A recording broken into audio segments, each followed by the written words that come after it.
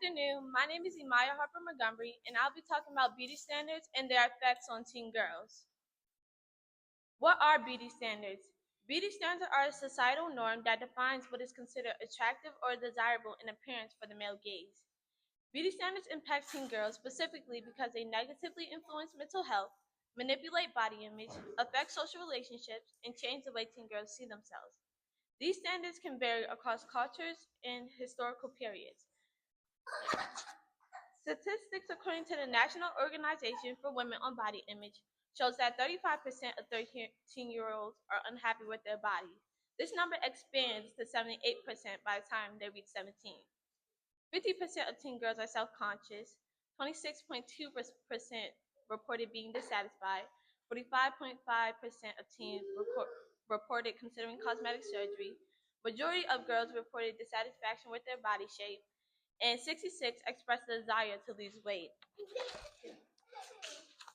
Throughout the different generations, there has been many changes as in what's defined as beauty. For example, ancient Egypt favored full lips, hips, and dark black irises. Middle Ages idealized full-figured women, modest, light colors to show petite. Renaissance favored large foreheads, curved hips and thighs, and women with tight corsets. Differing from the other historical beauty standards, the modern era makeup no makeup look or clean girl look is favored among many platforms. This trend promotes the idea that less is more, focusing on enhancing your natural features. You can see that the beauty standards have shifted dramatically. Now, how does social media affect beauty standards? When you're scrolling through your phone or social media, do you ever think or compare yourself to someone else? Does this make you feel not enough?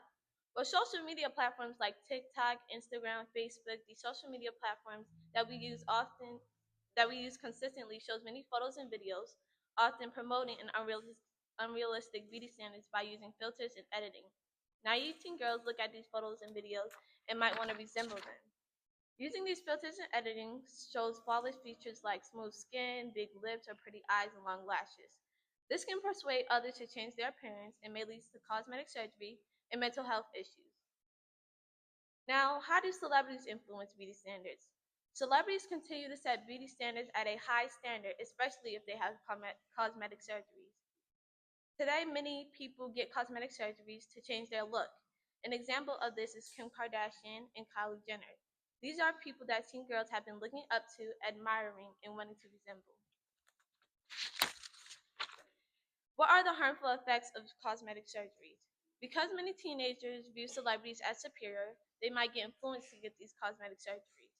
According to the Mayo Clinic, the risks of getting cosmetic surgery are infection, fluid buildup, mild to having bleeding, scarring, the loss of feeling because of nerve damage, and separation of surgical wound.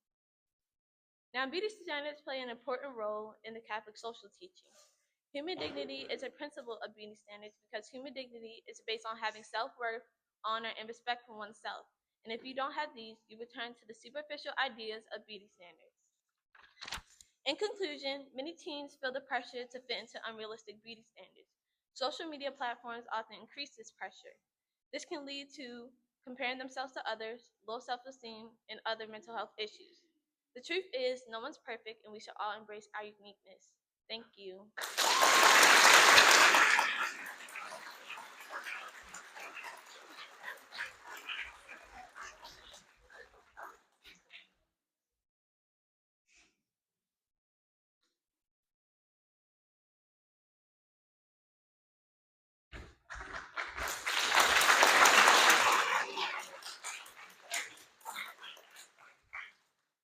Good afternoon. My name is Esteban Gonzalez, and today I am going to be talking about how to be safe and be responsible on the internet.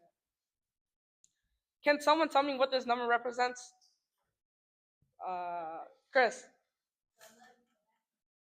Yes. This number represents the number. This number represents from last year's people how they got hacked and the data breaches. In this picture, it shows how many people have been attacked per year. This affects people's financial accounts and their personal information. These things can impact your daily lives, which is a bad thing, but I can help you by making you aware of resources. A VPN is a virtual private network that encrypts encrypts your a private network that creates a point-to-point tunnel that encrypts your personal data and also blocks websites and firewalls. The VPN stops people from hacking your accounts. These hacks have been very effective. In many cases, companies had to shut down their servers. This causes an interruption into their servers and is an inconvenience for their customers. Their ultimate goal is to obtain the customer's money. Hackers can be controlled by the mafia and they will be threatened by them if they don't do their job. And they can also cause bodily harm. The PlayStation 1 was a big one. Their accounts were hacked and were put on the dark web. Sony had to pay the damages. The apps that are targeted are WhatsApp, Instagram, Facebook, Snapchat, YouTube, and TikTok. In the next slide, I am going to be talking about on some steps how to be safe or how to be safe on the internet. Practice safe browsing. Know the website you are on. Check for the website's security. Do not click on any strange sites. If it looks suspicious, get out of the website. Be careful who you meet online because people can make fake profiles. They pretend to be someone they are not. Often, it is an older person pretending to be a teenager. These predators are very practiced of what they do. Their intent is to lure unsuspected teens into doing illegal activities. Choose a strong password.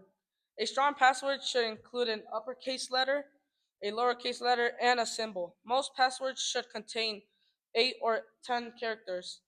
Many times, a security program will have a ti- memory vault to store your passwords. This will allow you to have a strong passwords and not rely on your memory. Another good idea is to not use the same password for everything. Two-step verification. You might also consider two-step verification. This will require a username, a strong password, and another personal detail. A personal detail can be the street you grew up in or your first pet's name, and many more. Keep your privacy settings on. If you have social media accounts, you must be careful who you allow to see these accounts. Don't accept everyone's friend requests. If you don't know them, they are not your friend. They may be a predator or a hacker. Be careful what you put on social media. Don't tell people when you're on vacation or out of town.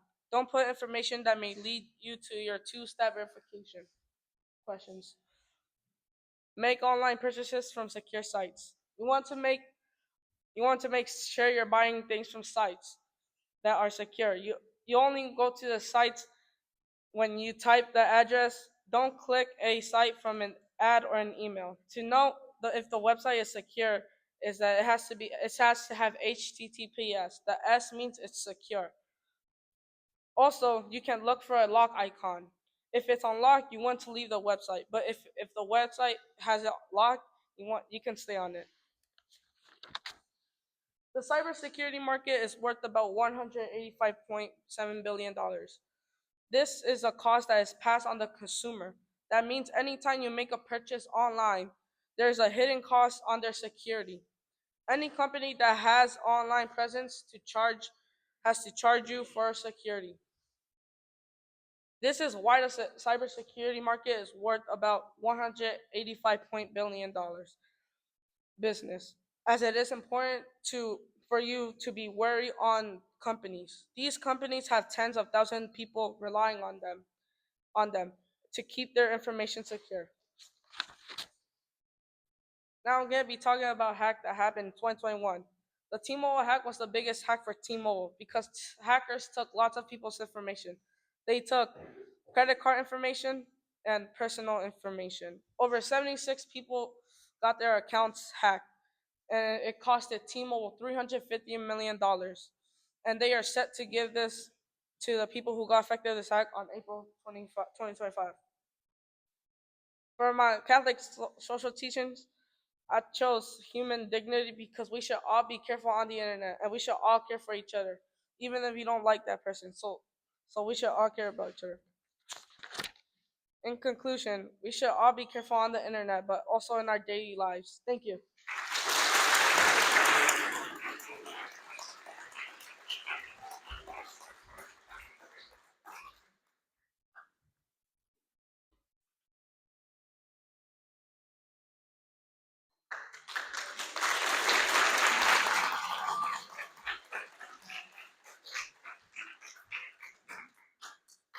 Good afternoon. Good afternoon. My name is Autumn Johnson, and today I'll be talking about pet ownership and responsible care for exotic animals. I grew up with my family having a variety of animals as pets, and I've always wanted the responsibility of caring for the animals. As I continue my education, I like to focus on animals. When someone thinks of a pet, they probably envision a dog, cat, or fish. Some more common pets include like Some more common pets include animals like bunnies or hamsters. You can find these pets in your average pet store like PetSmart and Petco. An exotic pet is a pet which is relatively rare or unusual to keep, or is generally thought of as a wild species. People like to keep exotic animals as they have unique features and characteristics. Caring for an exotic pet requires time, patience, and a good pet owner. Exotic pets can require more specialized care than the care for a cat and a dog because they are more domesticated. Exotic pets are used to living in a habitat where they often hunt for prey. Pets can be therapeutic for one's mental health, as it can help to provide companionship, help with everyday stressors, anxiety, and provide emotional support. A person's bond with their pet helps them to have stable moods and calm experiences. There are many animals that once had a home but end up living in an animal shelter.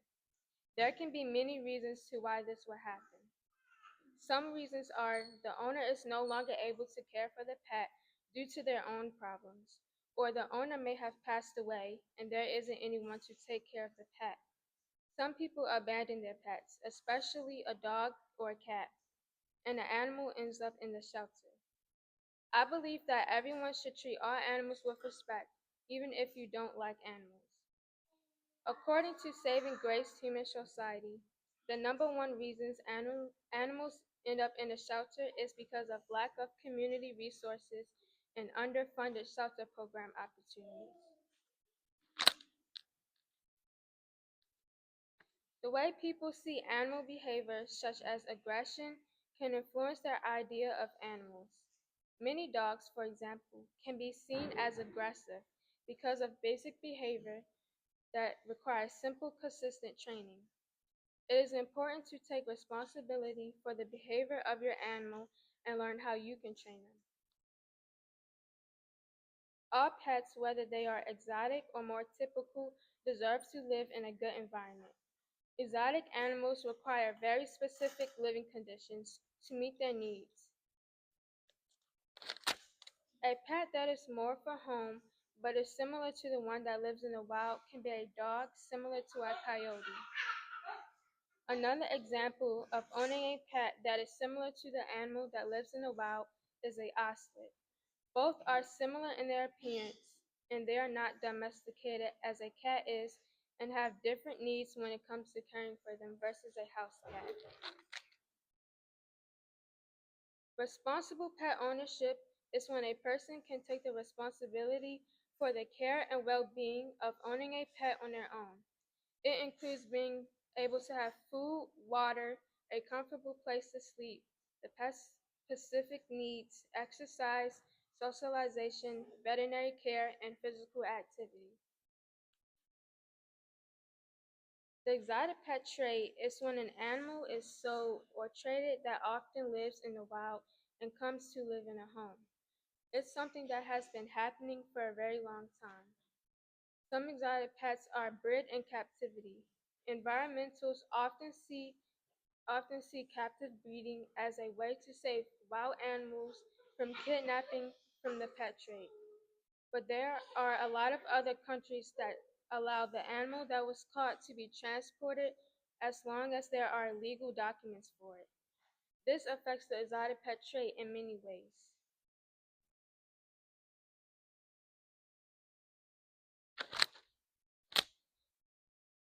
The Convention on International Trade Endangered Species of Wild Fauna and Flora an international agreement signed by 183 governments, voted to ban or limit any voted to ban or limit trade in many animal species traded as pets. There are United States laws that manage a person's ownership of exotic pets, but the laws can vary depending on the state. Stewardship of creation is a part of my topic as it involves the power for us humans to take care and protect the earth of all of its living things.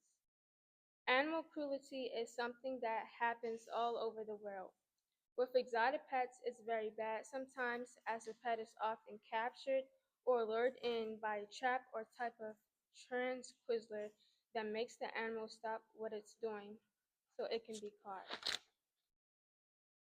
Some things that show animal cruelty is being done and not giving basic care, such as food, water, showing acts of harm towards the pet, hitting, beating, leaving inside the cages, or being chained to the fence. In conclusion, if a person does decide to own a pet, they should make sure that they are knowledgeable about the type of pet that they can care for. Thank you.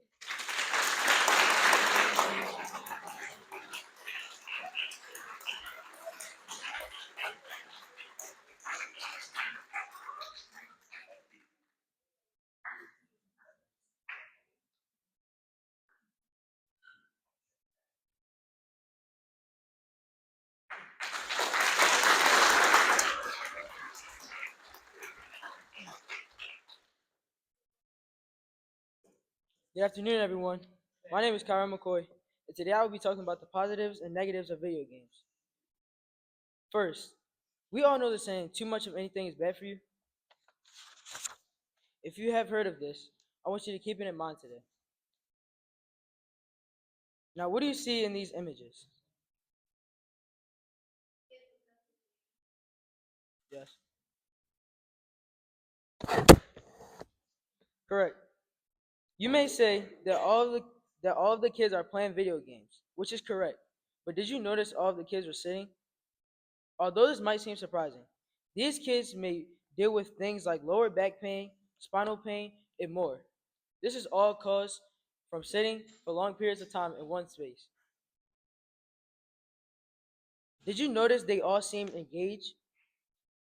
Even when video games cause some bad things, they can also help connect people and encourage hand to eye coordination overall. There are many advantages and disadvantages to gaming. According to numerous studies, sitting for long periods of time hurts people. Sitting for too long can cause spinal damage, muscle degeneration, leg disorders, and it can reduce circulation. It can also contribute to a sedentary lifestyle that is dangerous to our overall health. Are people sitting for too long playing a game? In a recent interview with a MSA teacher, she stated that she saw an emotional difference when the video games were taken away from her son. When it was given back, it was as if he could not let it go again. Although there was an emotional drop, there was also an academic increase. As her son grew older and reflected, he was able to see that video games gave him a lot of good times and feelings, but it also impacted him negatively. According to choosing therapy and other physiological resources, there are a few ways to identify a video game addiction early on, like neglecting friends or other interests and hobbies, poor, poor personal hygiene, being unable to stick to time limits on gaming, being anxious, angry, or irritable when unable to play games, changes in appetite or sleep patterns related to gaming, or emotional outbursts if games are prohibited or limited.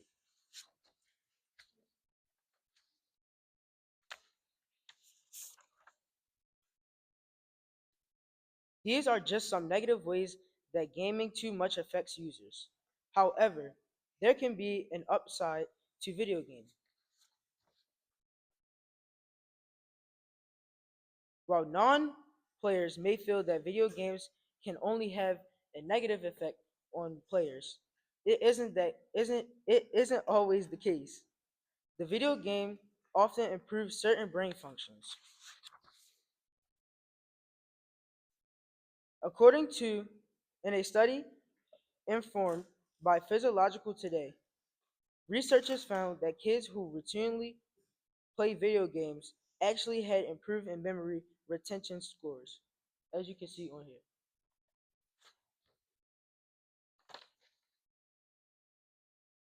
Video games benefit kids by increasing peer-to-peer engagement, enhancing problem-solving skills, and help kids create networks where learning is done through play.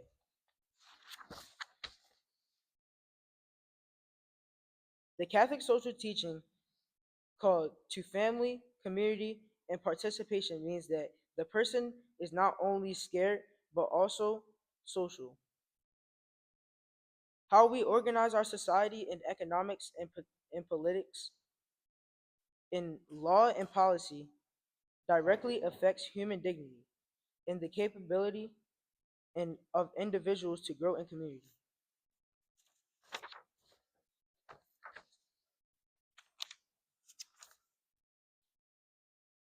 75% of my peers enjoy gaming. They use it as a way to connect with others, relieve stress, and enjoy free time. At the same time, no teachers I ask seem to feel the same. I'm hoping it's a generational thing.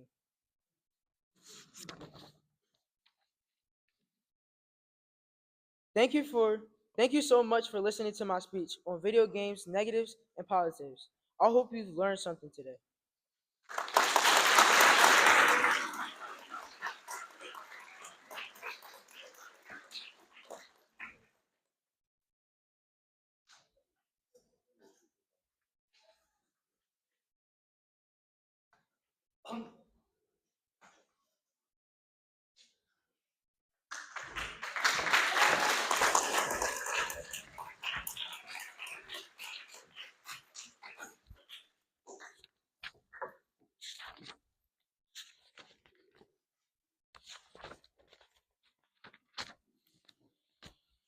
Good afternoon, everyone. My, Good afternoon, everyone. My name is Jocelyn Whitfield, and I'll be talking about how human trafficking is an international problem and how it destroys lives. Now, you might be wondering, what is human trafficking? Well, human trafficking is the unlawful act of transporting people benefiting from their work or service, typically in the form of forced labor or sexual exploitation.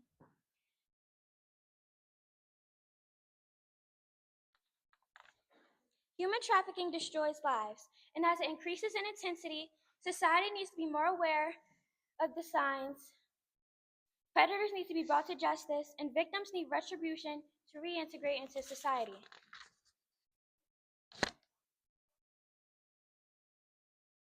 Here you can see the genders that are trafficked. Women are trafficked the most. Earlier in time, men might have been human trafficked more than women for forced labor, but recently, meaning 1990 to 2025, women have been trafficked more than men for sexual exploitation. All these men were arrested for human trafficking, child abuse, and sexual abuse. These men were thankfully brought to justice, but there are still 27 million people being trafficked in the world. So what can you do to stay safe from this global problem? Because it happens to all communities regardless of the type of community it is. Education about human trafficking is the key to prevent getting trafficked. So how can adults, parents, friends, and individuals keep everyone safe from human trafficking? Well, the first step is to be aware of how you talk to your own kids, friends, and family. Show them what positive interactions look like so they are not fooled by individuals with bad intentions. You need to know what's going on in the social media and digital world. Check in on your kid's phone. Who are they talking to? Why? Have you met their friends that they reference or speak with online? Additionally, monitor what they themselves post. School uniforms, malls, movie theaters, and stores All have identifying features that let someone know the location of a person. To be aware of human trafficking, you may want to learn about it to make sure you don't fall into the traps offenders put in front of you. You may also want to know about the signs just in case someone else is being human trafficked. These signs include feeling fearful, tense or paranoid, being easily controlled by others, maybe becoming distant from their family, not living a stable life, may not be able to get access of their own personal information, words may seem rehearsed like someone told them to say it, different types of clothing, or engaged in odd activities and living styles. The 5 P's for combating human trafficking are important to know. The first P is prevention, which is proactively reducing trafficking risk by raising awareness, addressing root causes, and educating the public. The second P is protection. This focuses on protecting and supporting trafficking victims, providing them with shelter, counseling, medical care, legal aid, and other essential services for their recovery. The third P is prosecution. This emphasizes holding traffickers accountable for their crimes. It includes investigating trafficking cases, prosecuting offenders, and ensuring they face appropriate penalties. The fourth P is partnership. The fight against human trafficking requires collaboration among governments, law enforcement, NGOs, civil society, businesses, and communities. The fifth P is policy. Combating human trafficking requires developing and implementing laws, regulations, and policies. Labor trafficking is a major component of human trafficking. This might look like lucrative opportunities, which is when traffickers use social media and online platforms to advertise high-paying jobs with ideal working conditions, often in foreign countries. They include perks like regular bonuses and guaranteed work visas to make them irresistible. Upon arrival, victims may have their passports and cell phones confiscated, restricting their ability of freedom and movement to seek help. Victims are forced into labor, sometimes even forced into engaging on online schemes to defraud others. These methods are used by fake recruitment and talent agencies to lure people into applying for positions that don't exist and take chances that compromise their safety. Deceptive offers, which is when traffickers might offer scholarships, study abroad programs, or enticing travel packages that turn out to be traps. Manipulated under the guise of education. Victims might be promised educational opportunities, but find themselves forced into labor or other situations upon arrival. Traffickers might create fake profiles on social media or dating apps, engaging in online relationships with potential victims, often exploiting their emotional vulnerabilities. Through the fake relationship, the traffickers gain the victim's trust and eventually manipulates them into traveling to a foreign country or a situation where they can be trafficked. In some cases, individuals are trafficked and forced to take part in romance scams themselves, entrapping others in fake relationships for financial gain. In our modern day culture, not many of us often encounter the term slavery, but forms of it still exist. According to the Department of Justice, 71% of young ladies and women are human trafficked for sexual exploitation. Human trafficking can end people's life just like it ended the life of Letty Serrano, a 15-year-old girl from Houston who took her own life due to sexual exploitation. Children are killing themselves over the trauma they've experienced, which is why this global problem needs to end. As shown on the graph, you can see that Texas is the highest population of human trafficking. Texas is the highest trafficked state because of the close proximity to the U.S. border and risk factors, particularly for undocumented individuals crossing the border for a better life. In Phoenix, Arizona, between 2021 and 2022, a planned operation called April Fools was conducted by ICE and HSI. 29 offenders were arrested for the following reasons: child sex trafficking, furnishing harmful items to a minor, and attempted sex conduct with a minor. The peers/family members might be confused, sad, frustrated, or disappointed about the cases. Most traffickers trap the victims by telling them they will no longer have protection, or they have more money than they had to make up. Some traffickers just don't let the victims leave, though. Human traffickers are truly cruel, and no matter what the victim did, no one deserves to be forced to do something. Now I'll be talking about CST, Catholic Social Teachings. Catholic Social Teachings is a body of doctrine developed by the Catholic Church that addresses social, economic, and political issues. It emphasizes the dignity of the human person, the common good, and the importance of social justice. CST provides principles for evaluating social structures and encourages actions that promote justice and care for the vulnerable. My social Catholic teaching principle is option for the poor and vulnerable. Traffickers may traffic the poor and vulnerable because the poor and vulnerable do not have anything to lose or they think they may gain something from human trafficking. Traffickers may traffic people that are poor and vulnerable may be homeless or maybe they're barely getting by, so the best option at the time for them may be to get into trafficking. The poor and vulnerable have options that they may not even know about. According to the U.S. Department of State, healthcare providers are always there for the poor and vulnerable. There are always people out there that care for the poor and vulnerable, so there's always another choice. If you see something, please say something. It takes a community to stop this. Thank you for your time.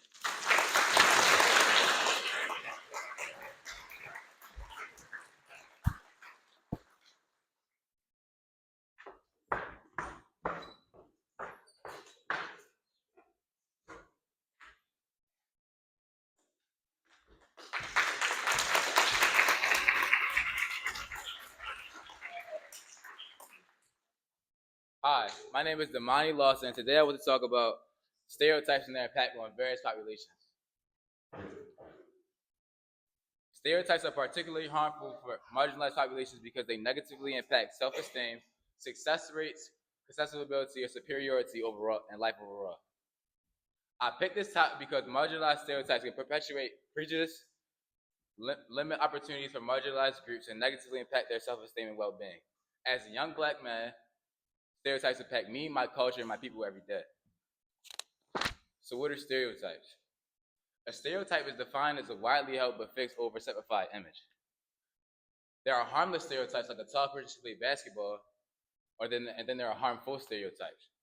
What makes these stereotypes harmful? A harmful stereotype is people like it could be people love to eat what black people love to eat watermelon, which I find crazy because I don't even like watermelon. What are some examples of different stereotypes? In America today, Hispanics and Latinos face many stereotypes. Many Spanish-speaking people are accused of being in America illegally. They are looked down on in public. They are accused of taking jobs from legal residents and being a drain on in the system. In reality, Hispanic individuals work hard for their money, have less wealth overall than white individuals, and fight for their survival in America. The model minority. The model minority is a minority group, often Asian Americans, who are stereotypically perceived as more successful than other minority groups. The graphic here shows several of the key issues that Congressional Asia Pacific Caucus is working to address, many of which disaggregated data and false assumptions about the welfare of the AAPI community. The term dumb blondie. Someone, usually a blonde, who is regarded as being unintelligent or provincial.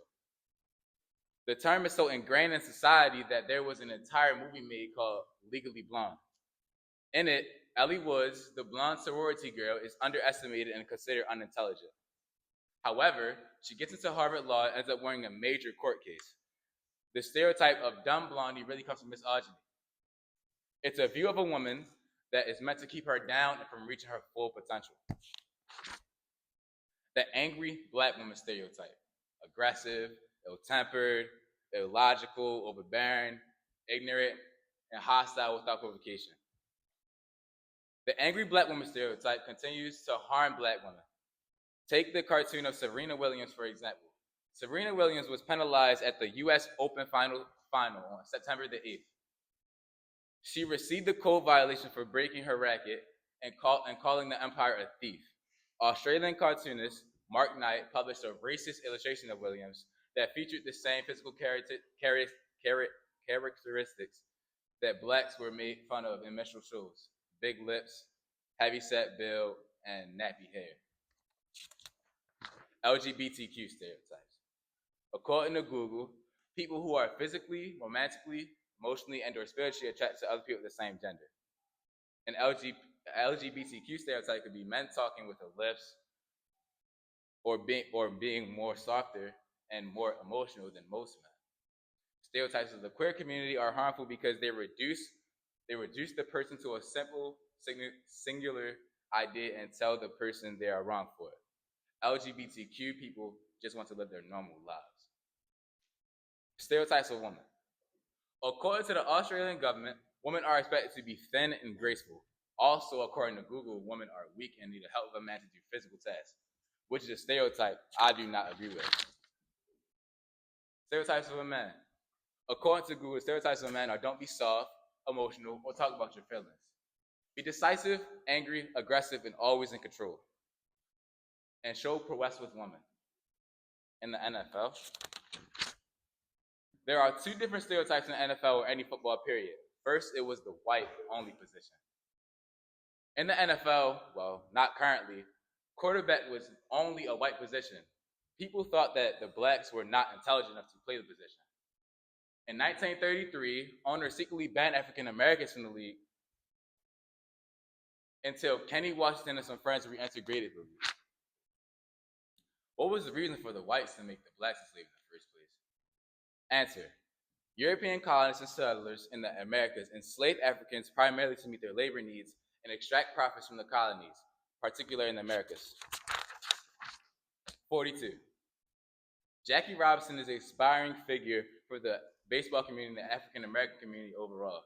And on April 15th, 1947, otherwise known as Jackie Robinson Day, Jackie Robinson became the first African American to play in the Major League Baseball, in the modern era. He would later become the first African American named a vice president at a Fortune 500 company, was a key figure in advancing equal opportunity and the first class citizenship for all Americans during the civil rights movement of 1950s and 60s. Held a freedom rider before freedom rides, Robinson's name has become synonymous with breaking barriers. In solidarity, it says we are one human, whatever our national, racial, ethnic, economic, and ideological differences are. I would like everyone to look at each person as if we are all valuable. In conclusion, overall, stereotypes are harmful because they simplify and generalize entire groups of people, leading to prejudice, discrimination, and even violence. Thank you.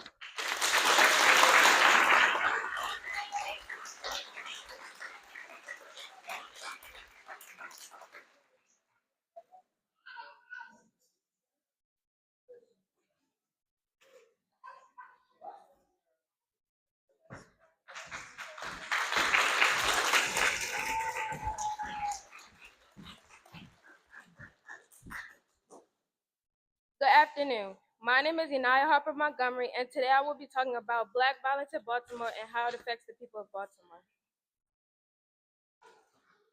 Black violence is a term often used by racists to describe their hate against Black people in the community. However, Baltimore is a majority Black community. And because of that, crime in Baltimore affects Black people in Baltimore. Today, we will focus on Black violence, types of violent crimes, getting help, and Catholic social teaching. Raise your hand if you know what the word violence means. Yeah. Close, but not quite. The word violence means the use of physical force so as to injure, abuse, damage, or destroy. Today, we are specifically going to be talking about violence and violent crimes in Baltimore. Black violence in Baltimore impacts violent crimes more than others, so it is important for the Black community to work together and reduce the crime violence. The amount of violence in Baltimore causes our society to be fearful because of the amount of times it can happen in a month and how it affects people, whether it is a friend or a relative. According to the Baltimore Census Bureau, Baltimore population estimates to be about 557,503 people. Black or African American individuals make up over 60% of the population, 346,535 individuals. According to Baltimore City Police crime stats, so far in 2020, there have been 11,167 total crimes reported by Baltimore City. This is based on 26 selected crimes, including the top issue, auto theft, violent crimes, and robbery/burglary. What is vehicle theft? Well, according to the FBI, vehicle theft is the criminal act of stealing or attempting to steal a motor vehicle. It is also known as grand theft auto in the United States. The act must be carried out with the intent of permanently depriving the owner of their vehicle. Auto theft in Baltimore City for the year so far tops 1,690 cars. What kind of car do you think gets stolen more often? Kiara. No. Say yes. Yes. According to the Maryland Department of Police vehicle theft statistics, Hyundai Elantras are most often stolen in the U.S. and in Maryland. Auto theft is impacted by Black communities of Baltimore City. Black individuals have their cars stolen. They have to think about auto theft when parking in front of houses or in businesses. We need to hold our community accountable for this issue. According to the Federal Bureau of Investigation, a violent crime is composed of four offenses: murder, non-neglect, manslaughter, forced rape, robbery, and aggressive assault. Violent crimes are defined in the UCR program, so those offenses which involve force or threat of force. How does violence affect our community? According to the UIC, University of Illinois, one way that violence affects our community is that it disrupts their baseline of safety, making it difficult for entire entry families and communities to sustain a sense of stability. For those who live near or live in or near places where violence is often committed, the daily risk takes a toll on mental and physical health. Mayor Scott takes a hard line on violent crimes, especially homicide. According to the Baltimore police, homicide rates have dropped significantly this year. It's, it's been a defined report by individuals in Baltimore City communities to lower the violence and the impact on Black communities.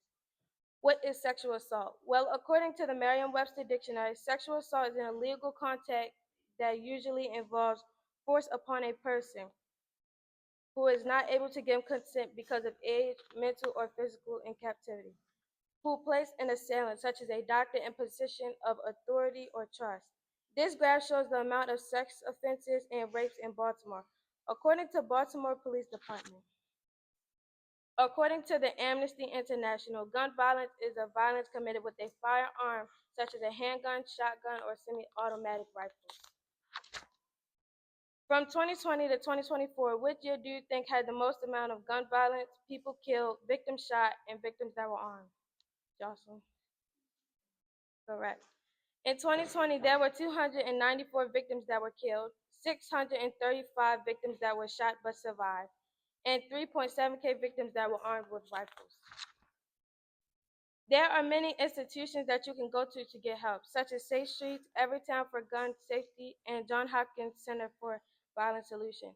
One thing that all these mental health institutions have in common is that they are all mental health institutions that you can go to get help. But these mental health institutions help with how to manage anger and to stop violence. This is a picture of some of the people who have died in Baltimore by gun violence and police officers. Catholic social teaching. The Catholic social teaching that I'll be talking about today is solidarity, a Catholic social teaching that proclaims that we are our brothers and sisters' keepers, wherever they live. We are one human family, whatever nation, racial, ethnic, economy, and ideological difference. Solidarity means that loving our neighbors has a global dimension in an interdependent world. This is a great representation of solidarity because it shows that we should not judge anyone by the color of their skin, but the content of their character. No matter Black, white, Asian, or Hispanic, and more. It should not have to be like this. We as people should not feel uncomfortable in our own skin, and instead of bringing each other down, we should be lifting each other up. We should fight against the hate together instead of going against each other in the hate. In conclusion, we all should be able to come together peacefully with each other, ourselves, and the world. Thank you.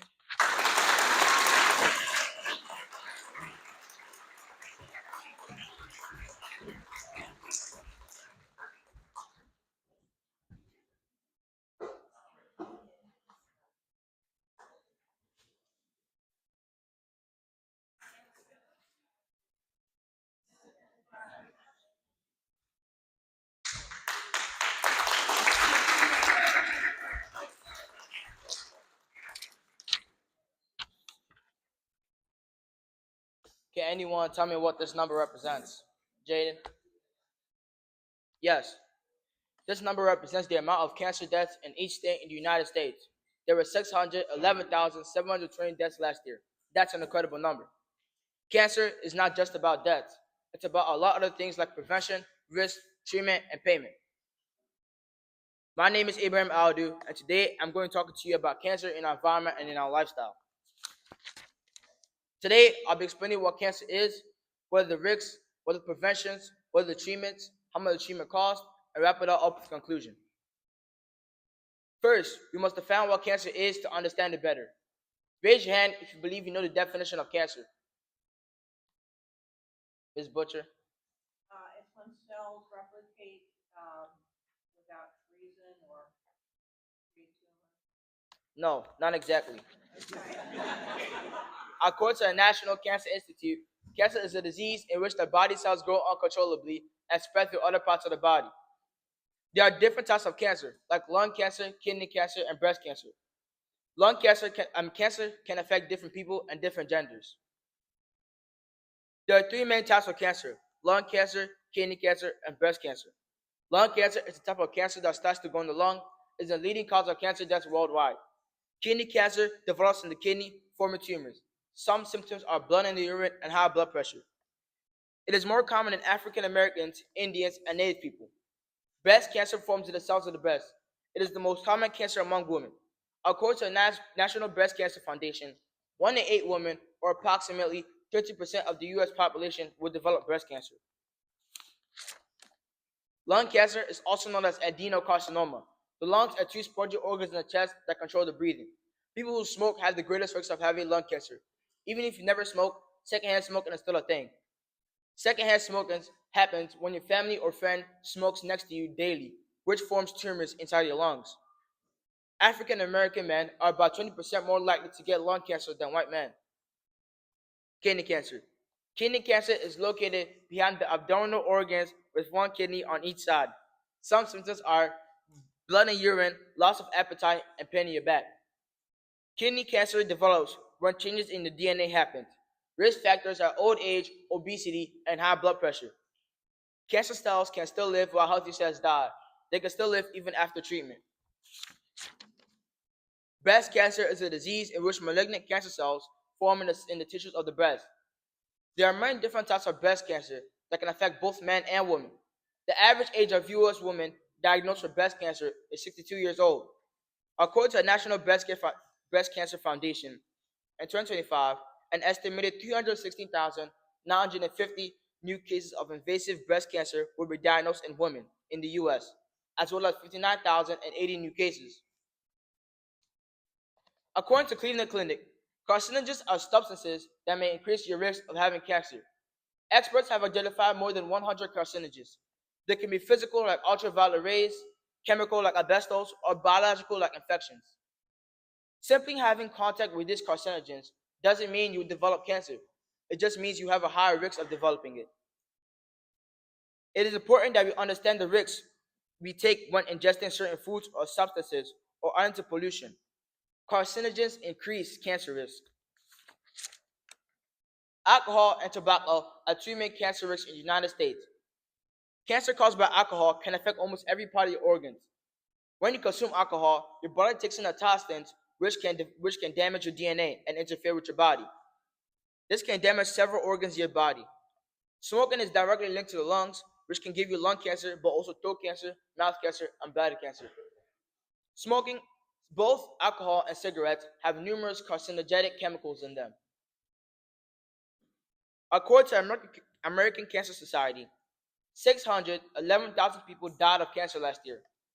299,000 of those people were diagnosed with prostate cancer, and 310,720 people were diagnosed with breast cancer.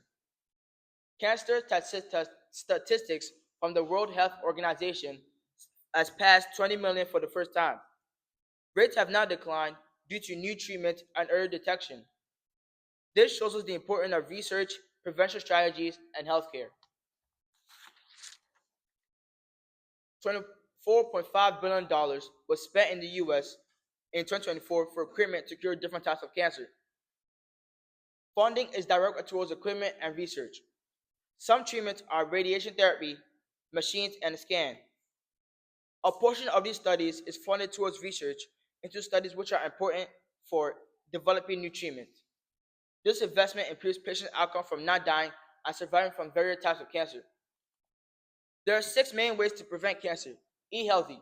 Make sure you have a balanced diet that is rich in fruits and vegetables and lean proteins. Don't use tobacco. Quitting tobacco or never starting it can lower the risk of getting lung cancer. Be physically active. Physical activity aids cancer prevention and supports your body and gives you a healthier metabolism. Protect yourself from the sun. Use sunscreen. The sun can expose you to UV rays so powerful it can cause skin cancer. Too much sun is not good for you. Get vaccinated. Viruses can lead to various types of cancer, which can lead to infections. Vaccines help stop those infections. Staying up to date with your vaccination can protect you and your family. Get regular health care. Make sure you go to monthly checkups and blood work to see if you have any cancer in your cells or any viruses. On this slide, we'll be talking about key factors that contribute to cancer and other health effects. The table is organized into five columns: risk factors, descriptions, prevalence, contributing factors, complications, and intensity. This table allows us to understand each risk factor, but also how common it is. For example, alcohol causes DNA damage, which causes stomach and prostate cancer. There are 5% of those cases. And some complications are heart attack, stroke, and blindness. Its intensity is high. To go deeper into the diagnosis and treatment process, I have made a chart to explain each one better. Initially, a patient will go to the doctor because of some kind of illness or something going on with their body. Some cancers are silent, meaning they don't result in many symptoms. Some noticeable physical changes are cough, change in skills, moles, and bowel habits. A diagnostic test is made so the doctor can prescribe you with the right treatment. Some treatments are surgery, chemotherapy, and immunotherapy. Cancer has an impact on not just our health, but our emotional health, financial stability, and families.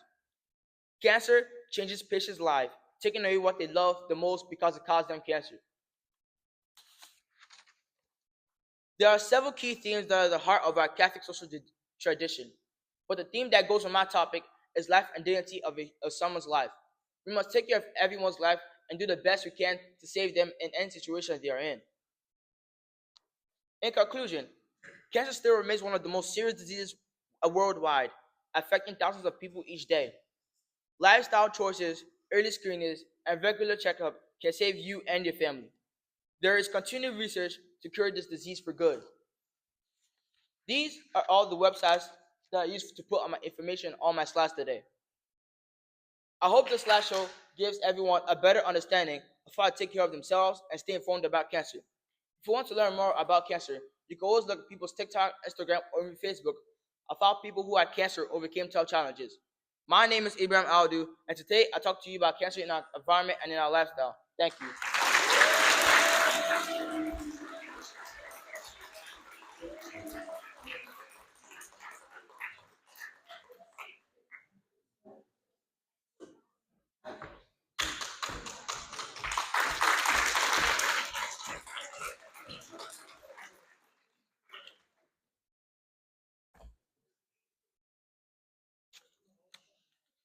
Hi, good afternoon. My name is Kacia Cambridge, and I'll be talking about the effects stereotypes have on Black women and Black girls.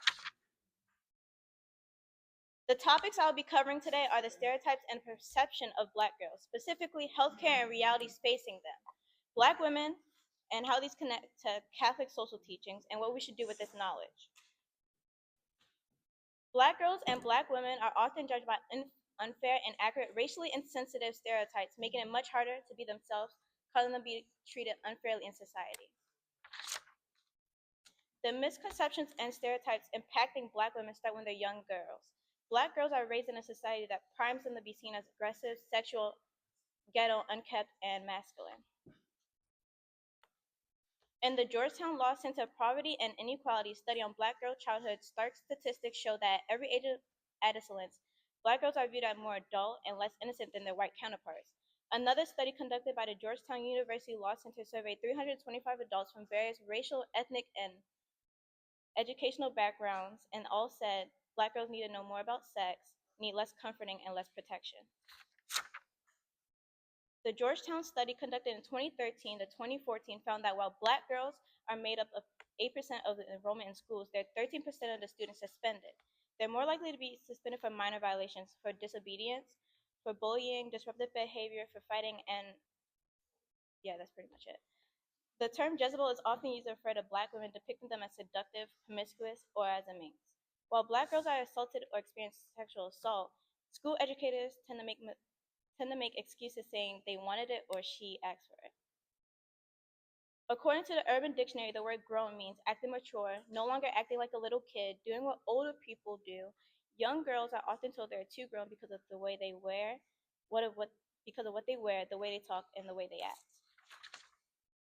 Award-winning New York Times best-selling author Tiffany D. Jackson writes about the stereotype in her novel Grown. In an article she wrote for Cosmopolitan about the book, Jackson goes on to say the title of her newest novel, Grown, is inspired by the word that has been repeatedly flung at Black girls since our enslavement. The term is associated with the concept of being too adult-like for one's age, prospering inappropriately, thus deserving the consequences of their own making. We Black girls have been told our entire lives we're too fast, even though we're simply existing, as if we're responsible for the ways our body develop or how men behave around those bodies. Even when these interactions result in our death, justice is fleeting. Young Black girls move from a critical childhood into a critical adolescence and young adulthood. Teens, young women, and adults alike, we all hear the ghetto stereotype thrown at them. Black girls are often referred to as ghetto because they might talk loud or not proper. They might use slang, or they might have long nails, weave, and have an attitude. This is very harmful to Black women and Black girls because it depicts them as trashy, poor, or violent, ruining their social reputation. Social media mocks Black women without many people realizing it. Black girls and Black women are often seen as the stereotype, the angry Black woman. It is a generational thing passed down by mothers and society. This stereotype portrays them as hostile, bitter, illogical. This also holds them back from realizing their full potential in a workplace and is typically associated with their personality instead of the situation where it's their emotion.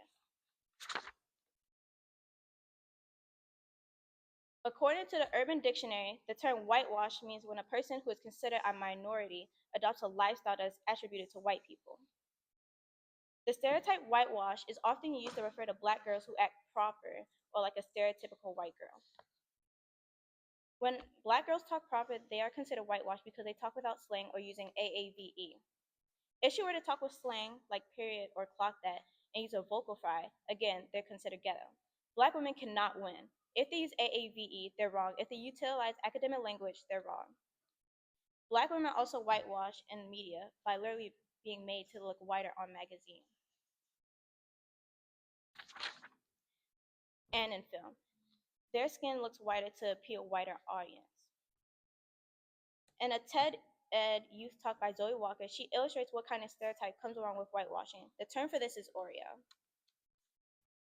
What UrbanDictionary.com defines as an insulting term often used by Blacks to degradate other Blacks. Black on the outside, but white on the inside. White on the inside meaning anything from speaking proper English, getting good grades, liking music that isn't necessarily hip hop or rap, and having a diverse group of friends. According to the Urban Dictionary, the word Oreo is a derogatory term for an African American who is presumed to have rejected the values and traditions of their race or ethnicity, and instead has adopted the norms of white culture. The term Oreo is used to say she's Black on the outside, but on the inside she's white and doesn't act like a Black girl. This is problematic for two reasons. Number one, it creates an idea that there's certain normal things, getting good grades, speaking in a certain way, liking certain kinds of music, that are specifically for white people. Number two, it implies that Black individuals getting good grades or diversifying their friend group is wrong because Black individuals can't possibly do what white individuals do. According to this chart, Black women face 3 times the maternal mortality risk than a white woman. A racism, discrimination, and health survey was conducted, and the results show that 21% of Black women have been treated unfairly by the healthcare providers or staff because of their ethnic backgrounds, and 22% of women who have been pregnant or have given birth have been refused payments even though they needed it. Black women also have a higher chance to suffer from stroke, diabetes, lupus, obesity, insomnia, and other autoimmune diseases than other races. Black women are not taken as seriously because of the harmful stereotypes about them. 1 in 3 Black women say that negative experiences with healthcare providers resulted in worse health for them. Why are Black women seen as a stereotype instead of the complex individuals they are? Let's first define what dignity and works and rights of workers mean. Dignity means every person is created in the image and likeness of God and possesses inherent dignity regardless of their circumstances. Works and rights of workers means affirming the importance of work as a way for individuals to participate in society and earn a living and protecting the rights of workers. This really connects to my topic because it talks about the dignity of a person and how society has a decline in respect for others, making stereotypes, which has a huge impact on them. Black girls and Black women face never-ending stereotypes. Though I focused on certain ones, the list goes on and on. The identity of Black girls and Black women is routinely reduced to offensive racist ideas. In conclusion, what we can do to prevent these stereotypes and educate ourselves on the reality or the truth of what categorizing does not only to Black women, but also young girls too. We can do basic research, we can stay educated. Protecting, uplifting, and understanding the experiences of Black women is a top priority. Reading books by Black women, learning from Black educators, the labor of unlearning these stereotypes cannot only be on Black women. Everyone needs to work to support us. Thank you.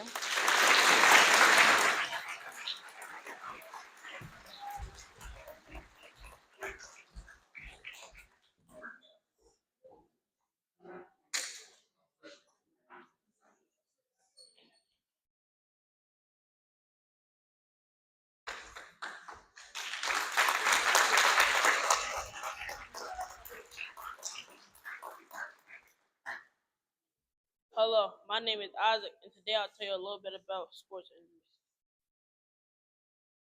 Anyone know who this is?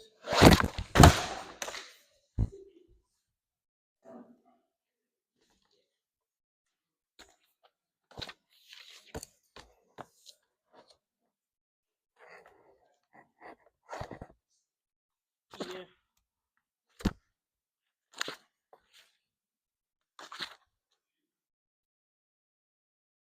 This is Odell Beckham Jr.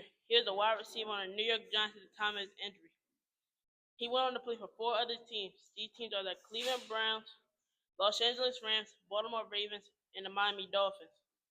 He was a top 5 wide receiver before his injury, but after his injury, he was not able to stay on the field.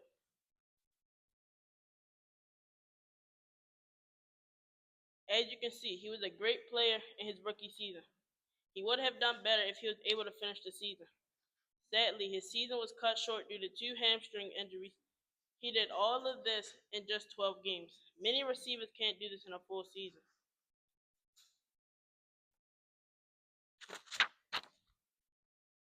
After his first injury, his stats dropped significantly. He could not seem to recapture his previous abilities. Odell faced hate from the fans for being injured. He was accused of faking his injuries, and fans said he lost his value. Odell replied to the fans on social media with this post. In a study posted by Wall Street Journal in 2014, the average football player was looked at for injuries heading into the Super Bowl. Collectively, NFL players will sustain more than 1,300 injuries on the field. The knee injury was the most common injury to see, followed by the ankle, upper leg, and shoulder. The average pro athlete will not last very long playing professionally because of career-ending injuries or minor injuries that happen too frequently and build up. So how do professional athletes prevent injuries? They started doing physical therapy to stay healthy. They got checkups on their body more often. They started to do rehab to stay on the field or court. Some basic ways to prevent an injury: drink water to prevent dehydration, stretching. Stretching exercises can improve the ability of muscle and contrast to perform, reducing the risk of an injury. RICE. RICE stands for rest, ice, compression, and elevate. Your doctor may prescribe you a medication based off your injury. Physical therapy is to train your injury back to its regular state.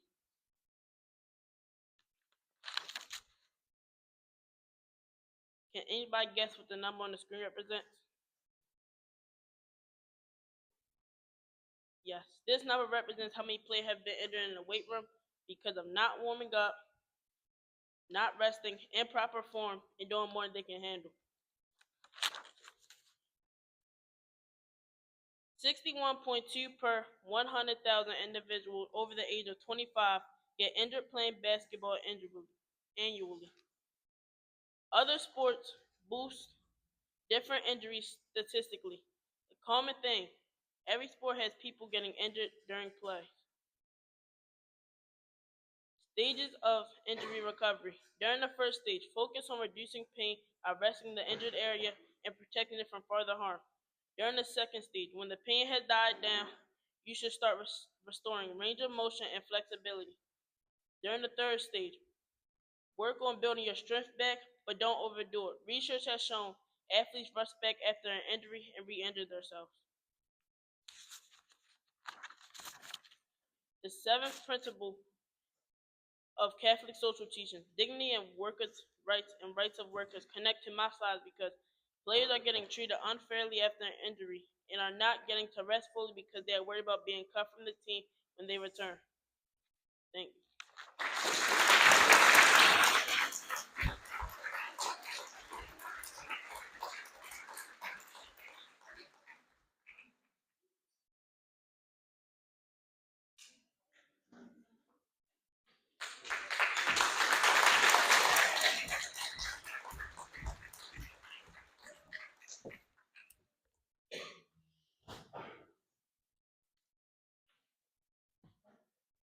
Good afternoon, everyone. My name is Katherine Emaya, and today, to end speeches today, I will be talking about my really relevant topic.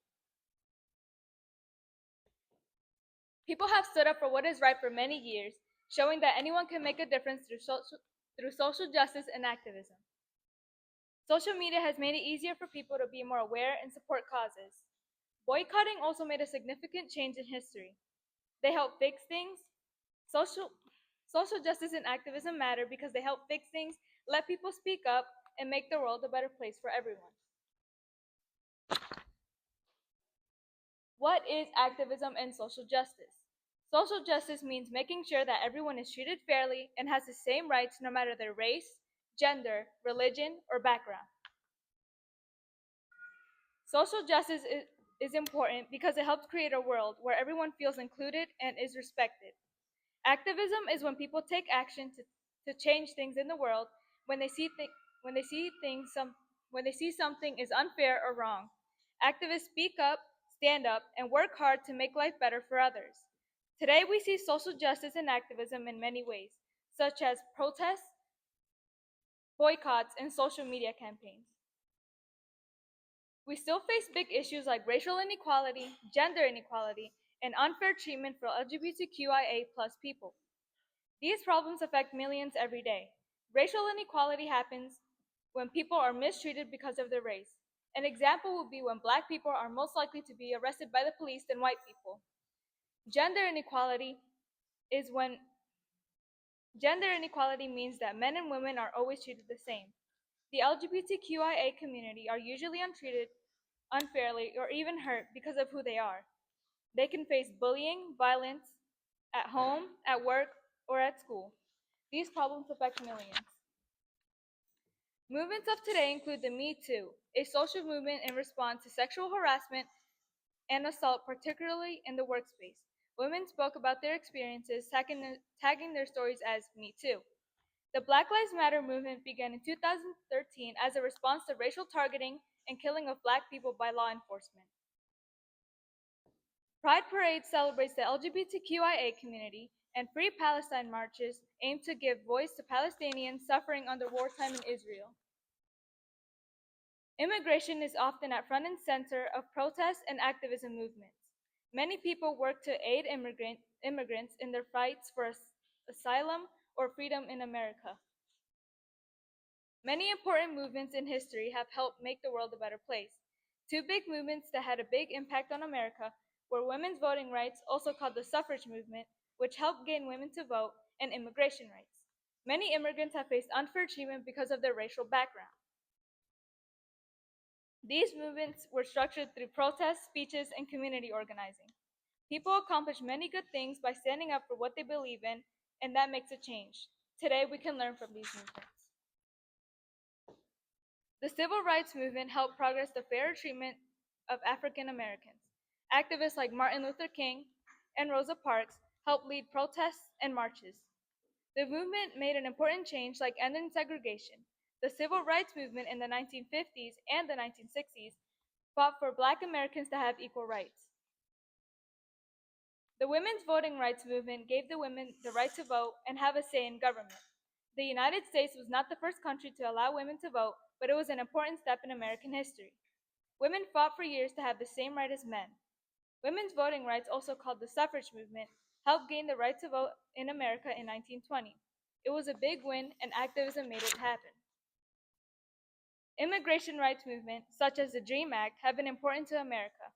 The DREAM Act had failed to pass in 2010, but a new version was introduced to the judiciary, and it passed but failed to pass the Senate. Mr. Durbin sponsored the DREAM Act in 2011. The DREAM Act meant to help undocumented immigrants, especially those who came to the U.S., to access higher education and other benefits. Many immigrants have faced unfair treatment because of their racial background. According to Brookings, Latino undocumented immigrants face harsher consequences than white Europeans of years past for the same exact offense of unauthorized entry. This says that many undocumented Latinos face harsher consequences. These movements were structured through protests, speeches, and community organizing. Many immigrants have faced unfair treatment for years. Today, people protest to make immigration laws fair for all. Catholic social teachings are based on the understanding of human life and human dignity. Two important Catholic social teachings are rights and responsibilities and option for the poor and vulnerable. Rights and responsibility means that everyone has basic rights like food, shelter, and safety. The option for the poor and vulnerable means that we could help people who are struggling. Catholic social teachings tell us to respect all people and we should protect rights and help those in need and take care of our community. If someone's rights are taken away, it's important to stand up for them. The option for the poor and vulnerable means that we should help people who are struggling, many people who are homeless or don't have access to healthcare or even face discrimination. Catholic social teaching shows us that we should put the people who are struggling first and help them. Black Lives Matter was a very important social movement. It started in 2013 and grew in 2020. The name Black Lives Matter signals the unfair killings of blacks by the police. According to Georgetown University, the modern movement for racial justice has been building up for years, and it has reached a tipping point with the apparent murder of George Floyd and other acts of racial violence towards black people in America. This shows that people have protested in cities demanding a change in the world. The movement was to hold police responsible and to stop racial discrimination. It also helped black communities and advocates for equal rights. LGBTQ plus rights activism works to stop discrimination and violence against LGBTQ plus people. Many activists are pushing for laws that protect LGBTQ plus people in schools, workplaces, and public spaces. The American Civil Liberties Union defends LGBTQ plus people through legal challenges, making sure that there is equal treatment and protection under law. Over 100 state laws attacking transgender people and their rights have passed since 2020. Activists fight for fair laws, safe schools and workplaces, and equal treatment for LGBTQ plus people. Women's health focuses on the physical, mental, and social well-being throughout their lifespan. Many women don't have access to medical help or health care. Some health problems that affect pregnancy, and it can be really serious, especially for women. One of them is called endometriosis, which a lot of women have, but doctors don't find it for a long time. Many activists fight for women to have control over their health and bodies. This includes access to birth control, safe childbirth, and protection from violence. The movement ensures that women everywhere get medical care they need and are treated fairly in healthcare systems. In conclusion, social justice and activism are important because they help fix problems, allow people to speak up, and make the world a better place. When people stand up for what is right, they improve society. Activism has made big changes in the past and continues to make a difference today. It is important to use our voices to fight for justice and create a fair world for all. You can be an activist. You can change America and the world. Thank you for listening and for your time today.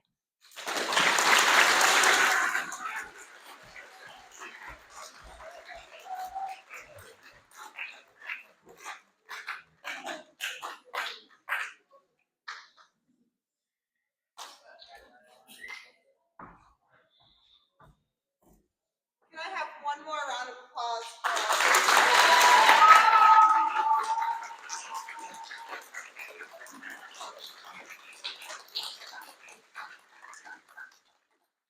overall, I hope you were thoroughly impressed with the level of research and competency that went into all of these speeches.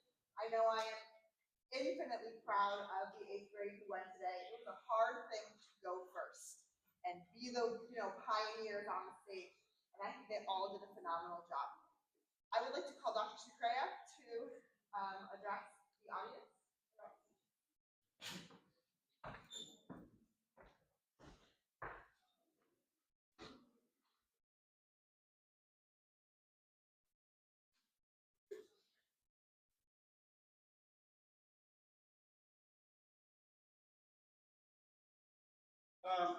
So, congratulations to those eighth graders who did today.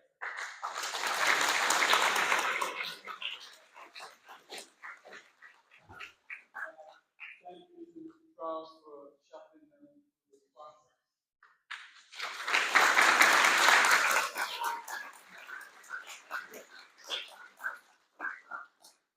What I like to point out in this exercise is it marks a transition. This is actually the last assignment that the eighth graders do for the middle school. This is great. And it's important for us to remember that what we see up here, there's a lot of nerves here. And as it should be, we're standing up in front of a bunch of new people, a bunch of people that they've been with for 3 years or 2 years or 1 year, and they're presenting. That's what we see, and that's difficult. That's really hard. That's why sometimes there are nerves. What we don't see is the work that goes on before that. What we don't see is the research that they did. There's no AI thing happening here. These kids were writing these papers in class in front of Mr. Charles. It was a phenomenal thing to see because you've got tons of kids, sometimes more than the whole class, and they're collaboratively writing, electronically submitting things to her for review, incorporating suggestions and feedback. It is quite definitely the definition of what we would expect from a classroom at a high level. So the research that goes into it, we don't really get to see because all we see is that little minute. You can peruse the posters. The posters do highlight a lot of the information that they discovered and how they put it together. But I want to make sure that the sixth and seventh graders understand that while you might be a little bit nervous when your time comes about actually presenting in front of an audience, that is tough. But what really marks you as someone who's ready to step out of middle school is when you're able to take a broad topic that you are just interested in, do the research, cite your sources correctly, put together a coherent statement in the form of a research paper. I wish we could see the actual paper. That is really what we should be proud of today. We don't always get to see that. Parents might get to see it because they might see it at home. But even so, Esteban's parents may not get to see Josiah's paper. Josiah's parents may not get to see Esteban's paper. But I can tell you, both of them worked hard. Both of them did a great job here, but they did an even better job when they wrote those papers. That, to me, has always been the thing that has impressed me about speeches. So 6th, 7th graders, when it is your turn, please make sure that you live up to this expectation. Make sure that you find that topic that you really care about. Make sure that you dig into it, learn a lot about it, and make sure, as this group of students did, you put forth your own interpretation. A couple of students came up here. I think it was Josiah. He talked about AI. He talked about the fact that AI is growing, causing people to want to do things through AI and not for themselves. I feel like this was very great. Do your work from yourself. Have that pride in your work and do it as well as they did.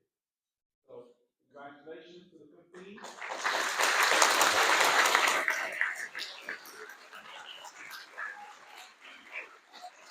We are looking forward to the next 15.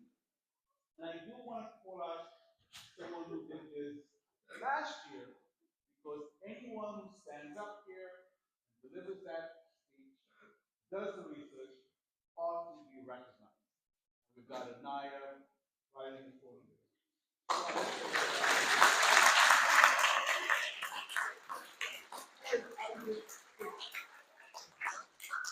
So, good job. I'm looking forward to tomorrow. Ms. Andrews. Good afternoon, everybody.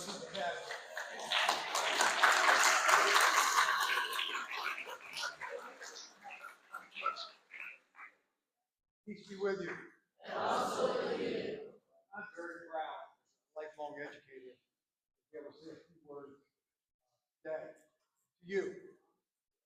The experience in Mother Seton is a little different than a lot of other schools, and in most middle schools, in terms of expectations. When I first got here, I was impressed each morning with prayer. And students are required to come up and participate in prayer in front of the student body and faculty. Today is a culmination of really 3 years, in my mind, work. Be a public speaker. But more importantly, to recognize that each one of you has a responsibility and a voice. You have a responsibility for your voice. Take a stand. Do your homework. Do the research. And be able to speak with authority. That's what you're going to learn to do in high school. That's what you're going to do in college. The gentleman that I had come back to speak, who I had taught, Tyler Levy, did a similar type project for me in a college class. Came back to speak. He's in graduate school. He's going to do it again and again. Got his degree. This is not what you typically get required to do in middle school. Nearly 50 years ago, I was in middle school at your age, and there's no way I would have felt comfortable getting in front of all these folks and having a voice. I eventually got a voice much later. So let's give a round of applause.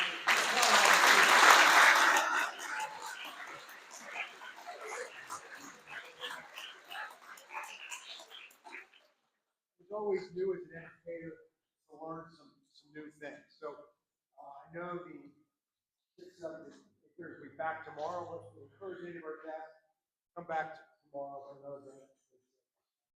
Well done. Have a great afternoon.